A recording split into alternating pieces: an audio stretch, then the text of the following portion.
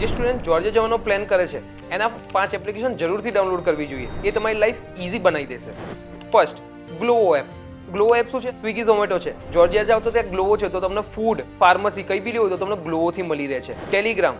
કેમ Telegram? Because ત્યાંના જે લોકલ ગ્રુપ છે, તમારા યુનિવર્સિટીનો ગ્રુપ હશે, એ બધા ટેલિગ્રામ પર અવેલેબલ હશે. પછી છે બોલ્ટ. આ આપણા ઉબર જેવી છે કે તમારે કોઈ ટેક્સી બુક કરવી હોય તો એના માટે બધા બોલ્ટ યુઝ કરે છે. Google translate. આ તો જરૂરથી ડાઉનલોડ કરી દેજો. આ તો એક લાઈફ એસેન્શિયલની જેમ તમારે વર્ક કરશે જોર્જિયાની અંદર. અગર તમારે લોકલ સાથે ઇન્ટરેક્ટ કરવું હશે તો તમારે ગૂગલ ટ્રાન્સલેટ બહુ ઇઝી પડશે કે તમે ડાયરેક્ટ એમને સમજાઈ શકો છો કે તમે કોઈ જગ્યાએ ગયા છો, કોઈ બોર્ડ પર છે તો સીધું ગૂગલ ટ્રાન્સલેટ કર્યું જોર્જિયન ટુ ઇંગ્લિશ કે જોર્જિયન ટુ હિન્દી કે જોર્જિયન ટુ ગુજરાતી, કેવી રીતે તો તમને ખબર પડશે કે આ શું લખ્યું છે, તો આ વસ્તુમાં હેલ્પ કરશે. અને પબ્લિક ટ્રાન્સપોર્ટ માટે તો એક એપ તો ખરી જ, TKTGE. આ એપ તો જરૂરથી ડાઉનલોડ કરી દો.